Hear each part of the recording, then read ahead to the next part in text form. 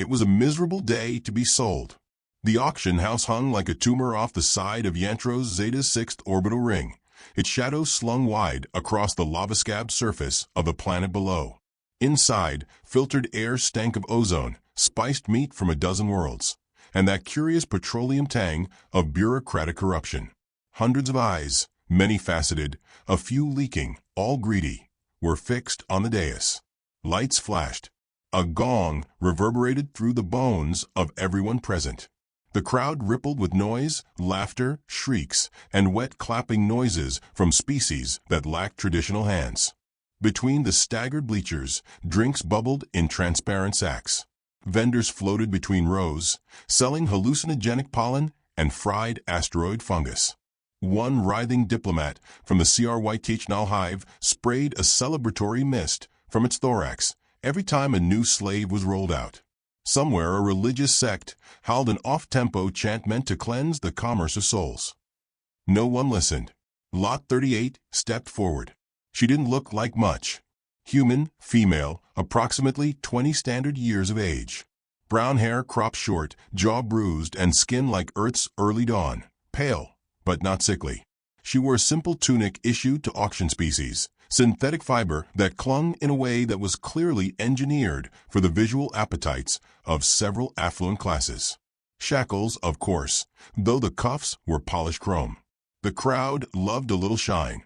"She's the final item in today's premium round," boomed the announcer, a three-headed creature perched inside a translucent tank of amber gas. Its voices echoed through the bioamplifiers in triple harmony, oily and theatrical. Direct from the failed rebel colony on Theta Cradle, an untouched specimen. Note the eyes, yes? Clear, no neural wash, no augmentation. Fully natural. The murmurs grew louder. Ellie stood still. She knew the trick. Stand too proud, and they thought you were trying to provoke them. Look scared, and you went to the collectors, the ones who liked broken things. She kept her spine straight, but her gaze lazy. One eyebrow slightly arched, like someone bored at a funeral. Internally, she was counting. Doorways, guards, cameras, a strange spinning insect the size of her hand. Drone, most likely shaped like a flower, but blinking with the rhythm of data pulses. "She was found alive under 3 tons of rubble," said the announcer, "and refused rescue until she was sure the other survivors had died first." A martyr? A mystery? Or simply mad? The crowd loved that. They roared approval. One particularly wet member of the aristocracy flung a crystal goblet at the stage, shouting, "I'll bid 2 intersystem cruisers and a functioning moon." A banker from the Throsk sector raised an electro-whip and offered a planet's mineral rights. Someone in the back, possibly drunk or legally insane, just screamed, "Mine, mine, mine," and began chewing their own hat. Ellie tilted her head. "You'd think they'd check for sarcasm," she muttered under her breath. The guard next to her jabbed a prod into her ribs. She didn't flinch. He smelled like pickled meat and antifungal shampoo. Inside her mind, a different rhythm ticked. The numbers lined up like dancers. Gravity calibration, floor composition, average security response time in multi-species auctions, probability of electromagnetic interference from the star's core pulses. She was bought at the 40-minute mark, not by the highest bidder, but by the quietest. There was a murmur, a shift. The announcer, uncharacteristically flustered, consulted with a blinking cube. One head rotated 360 degrees. Another shrank slightly into the gas chamber like a deflating fruit. "It appears," the voices said slowly, "that we have received a direct override from the Galactic Combat League. The purchase is now formal. Lot number 38 has been requisitioned as a cultural participant in the arena of species supremacy." Silence fell like a dropped curtain. Ellie blinked. The arena. Someone in the audience dropped a drink. A small, 4-legged rodent warrior hissed and ran out of the room. The CRYTHNAL missed it again, this time in terror. She had expected a collector. A trophy room, maybe. A few years of cage life, followed by dissection or ceremonial roasting. But this was much better. The guard removed her shackles, stepping back as though she might explode. He had reason. Her records indicated 2 confirmed kills during capture, both with improvised tools. She rubbed her wrists, then reached down and carefully adjusted her boot. The announcer tried to regain composure. May the gods of combat bless this unlikely tribute. She will face the reigning champion, Hetlaro of Sargalax, in 7 days' time. A screen unfurled above the crowd. Hetlaro appeared in high definition, 12 feet tall, glossy carapace, ceremonial armor plated with the teeth of fallen foes. He flexed one limb the size of a steel beam. His species didn't talk. They just crushed things. Occasionally, they hummed. Ellie studied him. She noted the uneven wear on his left forelimb, the slight misalignment in his stride. Old injury? Weakness? Opportunity. The announcer wrapped things up. The auction closed.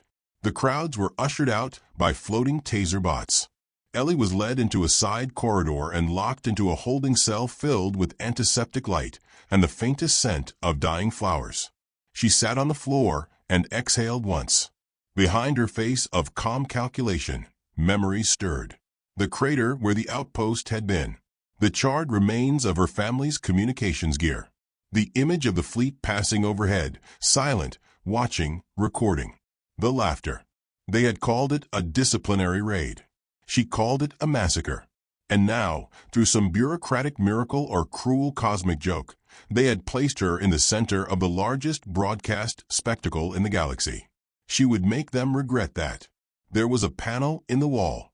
She tapped it. It hummed to life and displayed her upcoming schedule. Combat orientation, ritual weapon selection, genetic scanning. She tapped until she found the betting odds. She was listed at 873 to 1 against. Her mouth twitched. Not quite a smile. More like an adjustment. There was a note from a Combat League official. It read, "Please respond with dietary preferences. Your final meal will be adjusted accordingly." She typed 2 words, alien blood. The screen flickered. Somewhere, someone would read that and assume she was joking. She wasn't. As the lights dimmed for planetary night, Ellie lay back on the sterile floor and closed her eyes. The hum of power conduits echoed in the bones of the station. She slowed her breathing, running over the last 7 years of underground training. Neural pattern acceleration, oxygen deprivation drills, predictive combat math. All smuggled into her education beneath the noses of alien officials who assumed humans could only scream and beg. When she opened her eyes again, she was calm. They had sold her like cattle. They would watch her fight like a beast. But soon, very soon, they'd realize the real mistake. They had let her into the arena, and Ellie never fought fair. The combat arena on Yantros Zeta wasn't built, it was grown. It sprawled across the surface of a domesticated asteroid like a wound made of chrome and coral, its exterior pulsing faintly with heartbeat lighting. Inside, gravity shifted every 3 minutes in accordance with competitive fairness standards, which mostly served to make non-tentacled competitors vomit. The walls were embedded with thousands of translucent panels, through which one could see the whirring forms of betting drones and syndicate auditors. Somewhere deep within the structure, a chorus of cloned monks chanted the names of past champions in a monotone trill designed to instill either reverence or existential despair, depending on the listener's species. Ellie sat still in the preparation chamber, staring at the ceremonial war paint offered to her on a floating tray. The assistant assigned to her, a polite but mildly panicked amphibioid with 6 blinking eye stalks, gestured to the colored pigments. For psychological advantage, it croaked. Tradition. You must mark your intent. Ellie raised an eyebrow. And if I don't have any? The eye stalks all blinked simultaneously, a blink pattern she was fairly sure translated to mild dismay and dread. She picked up the red pigment and drew a small smiley face on her palm. There. Intent. The assistant said nothing. It made a note on a datapad, perhaps updating her classification from uncooperative to terrifyingly flippant. Across the asteroid, the crowd had begun to gather. The stands filled with thousands of beings, many of whom had bet entire moons on today's outcome. A few were already drunk on victory elixirs. sipping from floating chalices and spraying fine mists of celebration across neighboring patrons. Others sat grimly, wearing their house colors, whispering prayers to gods with too many vowels. Giant holographic banners projected the odds, 873 to 1 against the human girl. A trio of insectoid nobles passed around a betting tablet, chittering with anticipation. She dies in the first minute, one said. I give her 40 seconds. She's not even augmented. No tail, no auxiliary limbs, no combat bloomers. This is theater. From above, the screens shifted. The arena's announcers came online, two creatures in overlapping translation spheres, voices echoing through a dozen frequency bands. Good cycle, blood fans. Welcome to the Sargalax throne bout, where all screams are sacred and no refunds are guaranteed. A roar, fireworks, real ones, exploded across the ceiling. An alien behind the front row caught a flaming shard in its third lung and applauded through the injury. Today's challenger, if one may call her that, is a human. Species designation, Terran. She is 5.6 units of local vertical, weighs nearly nothing, and possesses no verified offensive appendages. Another voice chimed in. She is also apparently deeply sarcastic. Indeed, she drew a smiling face on her hand. The crowd howled with amusement. A Sargalax merchant passed out novelty items shaped like Ellie's expressionless face. In the preparation chamber, Ellie took a sip of thick, bitter nutrient paste. It tasted like burnt plastic and contempt.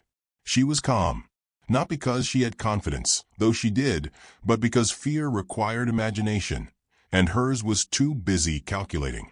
The graph cycle was random, but patterns emerged every 300-second interval. The arena floor shifted on a predictable axis, and certain panels hummed a fraction louder. Energy conduits, possibly dangerous, possibly useful. She cataloged 12 such nodes. Then the door opened. The assistant gave a nervous little bow and gestured for her to follow. The hallway beyond was lined with light pulses that guided her to the entrance platform. A force field separated her from the arena itself. The field shimmered faintly, like a dream half forgotten or a memory of drowning. Across the field, a second platform rose. The champion had arrived. Het Loro of Sargalax, defender of 9 systems, bearer of the triple maw, lord of the 8th fold. He was majestic, in the way a landslide is majestic, 12 feet tall when coiled, with 6 arms folded across his armored chest, mandibles etched in ceremonial grooves, and a hide that shimmered with battle polish oil. His weapon, a vibrating halberd tipped with fossilized screams, was held with casual ease in 2 of his limbs. The other 4 hung at rest, twitching with anticipation. He bowed to the crowd. 100,000 throats cried his name in return. Ellie stepped forward onto the platform. Boos followed her like a low tide. A few humans in the audience, likely expats or ideological tourists, clapped in lonely defiance. She ignored them all. A voice echoed, "Fighters, present yourselves." Het Loro raised 2 fists and bellowed a sound that cracked several audio sensors. Ellie raised one eyebrow and scratched her ear. "Fighters, state your intent." Het Loro pounded his chest and emitted a pheromone cloud that made 3 nearby viewers faint in euphoria. Ellie tilted her head toward the announcer's box. "My intent is to disappoint everyone here." There was a stunned pause. Then the announcers cackled. A bold psychological tactic from the human. The countdown began. Ellie rolled her shoulders, loosening her spine. Gravity was still Earth standard.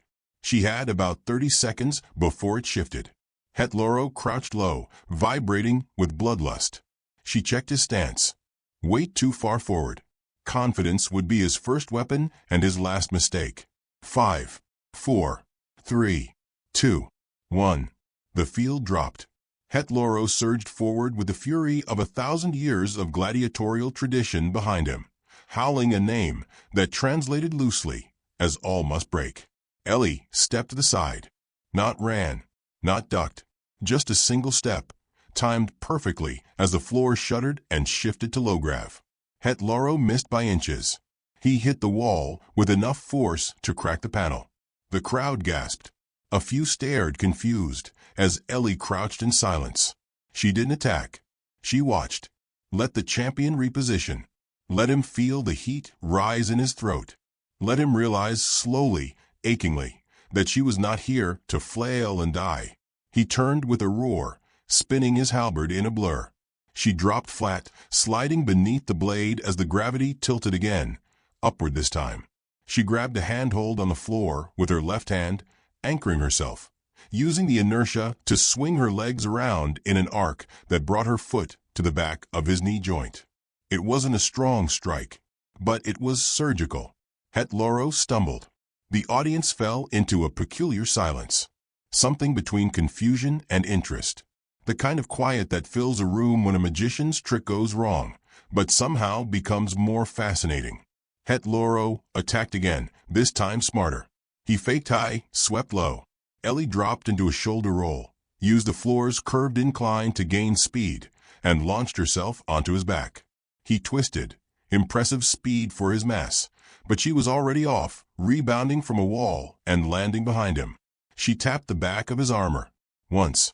Just enough to say, "I could have." The crowd began to murmur. The announcers sounded nervous. Het Loro is recalibrating. Indeed, the human appears to be operating on a different.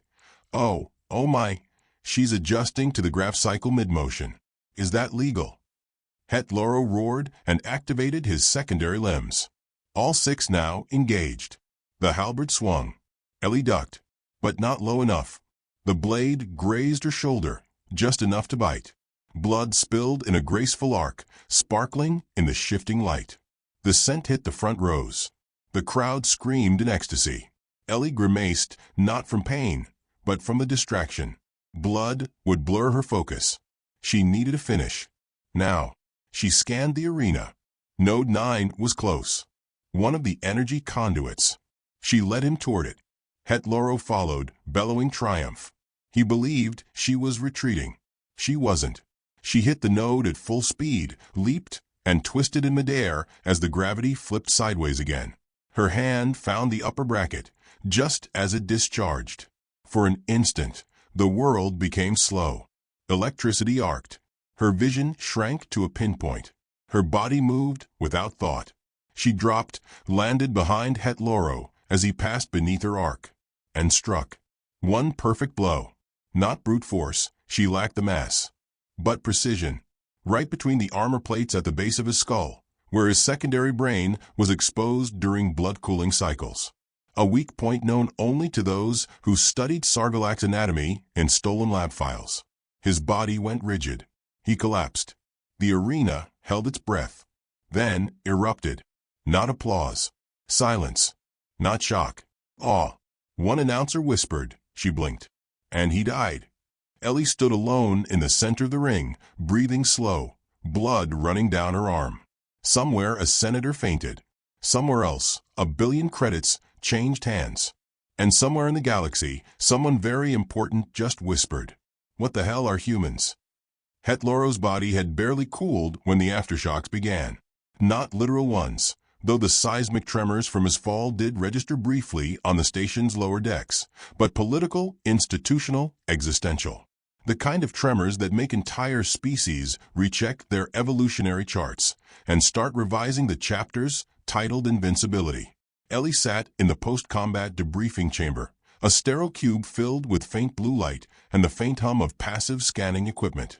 A medical bot hovered nearby, politely insisting she remove her shirt for treatment. She ignored it. Her shoulder ached like hell. She liked the ache. It was proof, not just that she had survived, but that she'd done it without anyone's help, without a team, without augments. Just bone, blood, and a dozen years of unspoken numbers. A projection flickered to life. 3 alien officials blinked into view on the far wall, all embedded in shimmering hollow panels. One resembled a slug wearing ceremonial medals. Another was a crystalline lattice, with a voice like wind chimes in distress. And the last looked distressingly like an undercooked pie wearing glasses. "Human," said the crystal, its voice polite but strained. "Congratulations on your surprising result." Ellie said nothing. The pie thing cleared its throat. We are, initiating an inquiry into the combat protocols. There are murmurs, conspiracies. You understand. There are accusations of tampering. Ellie blinked slowly. Are you accusing me of cheating? Not directly, said the slug. But we must ensure the integrity of the arena, especially now that a galactic champion has been defeated by a girl with a math hobby. Ellie finished. They didn't laugh. Not even the pie. The crystal tried again. Statistical models gave you a 0.12% chance of victory. Our analysts are struggling. Ellie leaned forward. Probability isn't prophecy. It's just poorly disguised arrogance. Het Loro assumed mass equals dominance. The rest of you agreed. That's not math. That's narrative bias. The room fell silent. She stood, shoulder bleeding anew, and walked to the edge of the room. The door opened for her before she even raised a hand. Out in the corridor, the mood was different. Technicians flinched when she passed. Guards watched her too carefully. One alien child, blue-skinned, tusked, clutching a floating snack pod, stared in open awe. Somewhere in the walls, the arena's internal gossip channels buzzed with speculation. The humans were rising, they said. Or maybe she was an anomaly, a freak, a warning. She moved silently toward her temporary quarters, every step calculated. Because here was the truth. Her win had broken something. It wasn't the champion. It wasn't the odds. It was the story. The Galactic Combat League thrived on story, on myth, on spectacle. Every champion, every challenger, every bout, crafted and sold like ancient epics. But Elliot stepped in without backstory, without flash, without lineage or augmentation or noble tragedy. Just a young woman who'd been auctioned off like a pet, and who'd dismantled a legend with 3 variables and 1 broken rule. And that the galaxy couldn't process. In her quarters, the wall screens blared new headlines. Human girl cracks Het Loro. Is at the end of arena order. Unmodified. Underdog. Unstoppable. Biological anomaly or hidden weapon? She watched for a moment, then powered the screens down. Instead, she pulled a data slate from the hidden lining of her issued uniform. Not hers, technically. Smuggled in. It connected to nothing, couldn't transmit, couldn't receive. But it held blueprints, maps, memories. She opened a file labeled Sargalac's nervous systems, weak points, regrowth limits, fluid pressure variances. Cross-referenced against her own annotations. The strike she'd used had been one of 12 options. The others had less favorable outcomes. 1 would have left her paralyzed. 2 were fatal only to hybrids. She highlighted the one she'd chosen. Margin for error, 3.4%. Small comfort. She pulled up the next opponent's file. The schedule hadn't been formally announced, but she already knew how the league worked. She wasn't going to get a break. The next match would be a test. They'd try to reassert control, rebalance the scales. They couldn't afford for her to win again, not because they hated her, but because she didn't fit. The arena wasn't built for outliers. So they'd throw someone impossible at her. And that made it fair again. She smiled faintly and began her analysis. Her training hadn't come from Earth. Not officially. Earth didn't have a combat league. Earth didn't send fighters to die for entertainment. But Earth did have memories. Old programs. Secret treaties. Ghost academies from the war that wasn't. A Cold War. Between the stars that never made the history books because the stars didn't want it remembered. Ellie was a product of that quiet war. Not bred, not augmented, taught. Taught to think in ways that couldn't be regulated. Probability was only half her advantage. The rest was expectation management. Opponents didn't lose because she outpowered them. They lost because they didn't see her coming. She would keep it that way. The next fight was in 48 hours. The arena released a teaser. Her opponent was a multi-phased silicoid entity from the twin moons of Rax. Codename Syndril. A being with no fixed form, known for turning previous challengers into particulate anecdotes. The odds. 1/102 to 1. She exhaled. In the morning, she would walk the arena floor again. Study the terrain. The grav cycles. the resonant frequencies of each weapon cache built into the walls. Tonight, she ran simulations, each scenario detailed down to micro-movements. She sketched Cinderell's previous fights frame by frame, analyzing shape-shift timings, signal flares, phase lag transitions. Every opponent it had faced relied on raw impact. Even the fast ones died because they tried to outrun a system that rewrote itself mid-fight. But none of them had tested signal disruption at specific node frequencies. None had used their own blood as a thermal decoy. None had considered that a silicoid might be vulnerable to information overload. She designed a move based on feedback loops.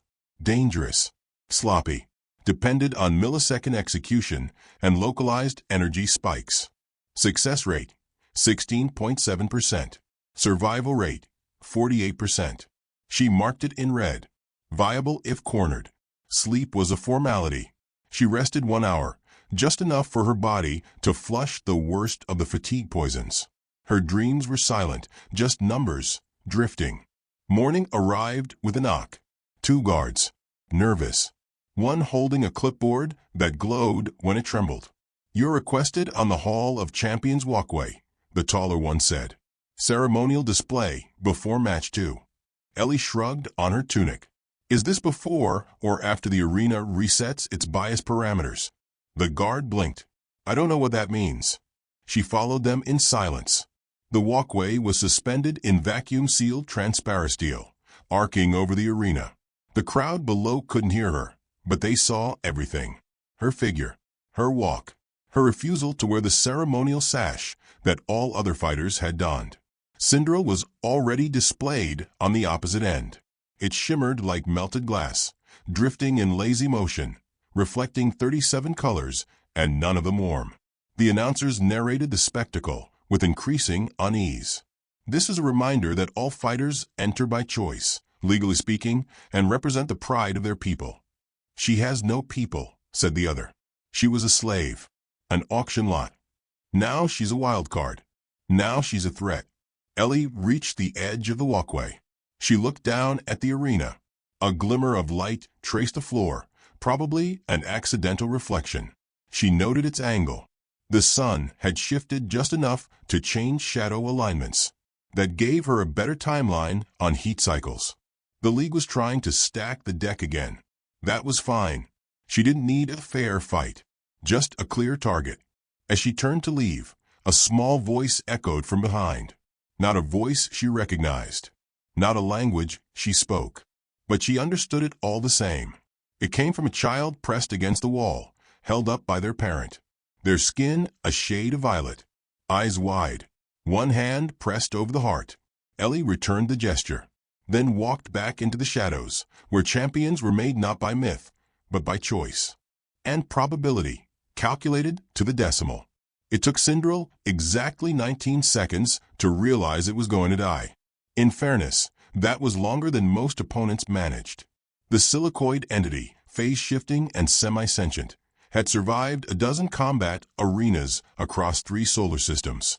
It had outlasted mercenaries, machine titans, genetically tailored apex predators, and once, an entire moon-based gladiator cult. It had never faced someone who treated it like a spreadsheet.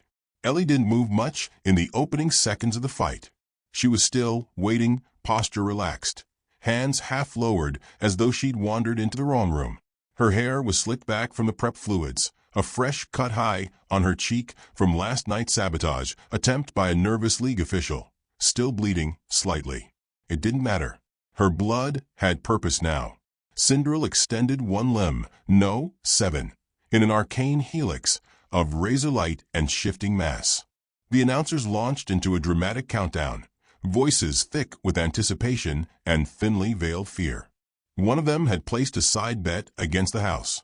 Another was broadcasting in real time to 1 million viewers who demanded spectacle. There was the scent of cooked copper and adrenal pheromones in the air. Then movement.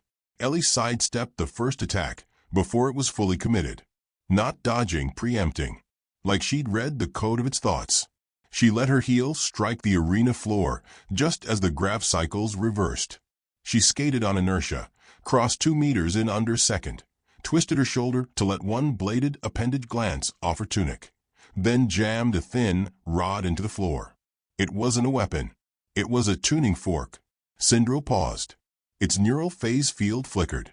Ellie struck the rod once, gently. The note resonated, one precise frequency, subtle, but destabilizing. Not enough to wound, just enough to distract. Then she moved.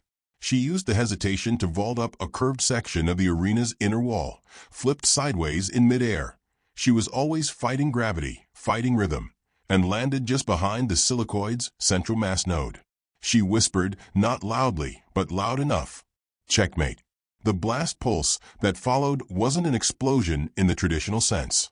It was a correction, a triggered harmonic distortion from the arena's own environmental grid, carefully synchronized with Syndril's primary conductive resonance. It disrupted every nerve pathway it had. Not enough to kill, but enough to stop every thought at once. The silicoid entity crumpled into a geometric puddle. Dead silent. The crowd didn't roar. They stared. No one clapped.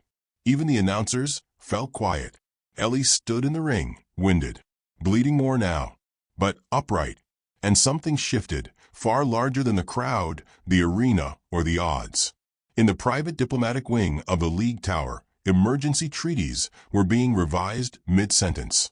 In the Senate of 9 Moons, the oldest beings in the galaxy blinked their vertical eyes and muttered a phrase that hadn't been used in 2,000 years.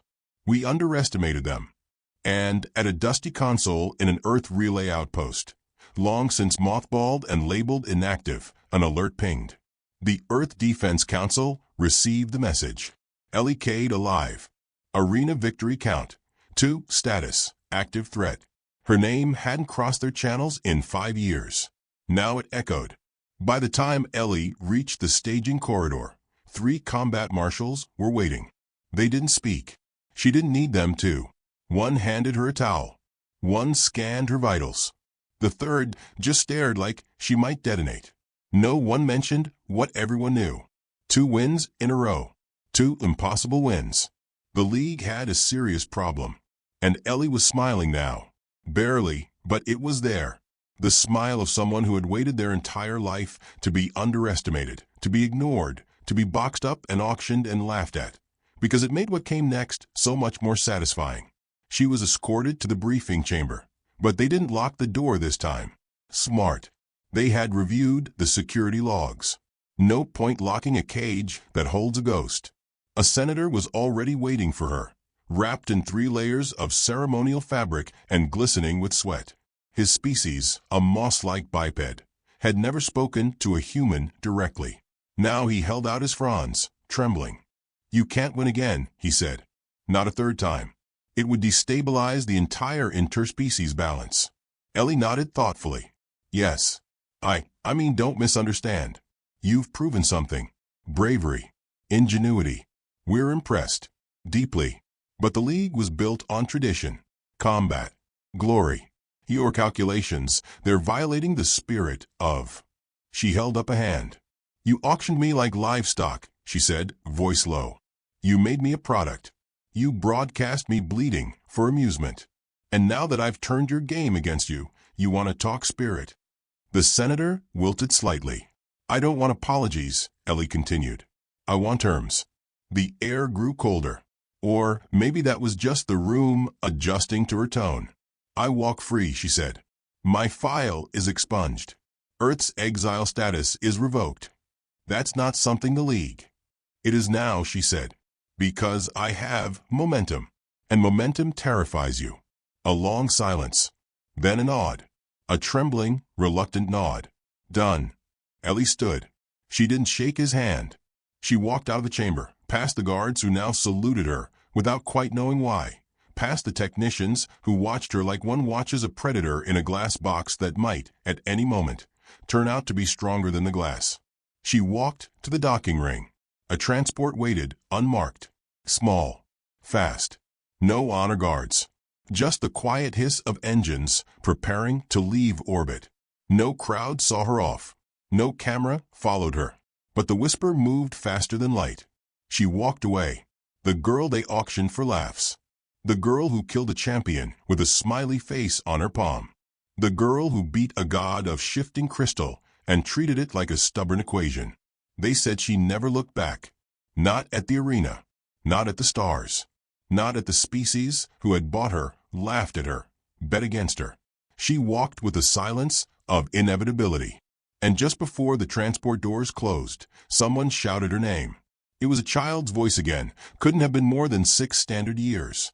Ellie, what happens now? She turned just slightly. Now, she said. Now you stop watching us fight. And you start wondering what we're fighting for. Then the doors sealed. The transport launched. Quietly, unceremoniously.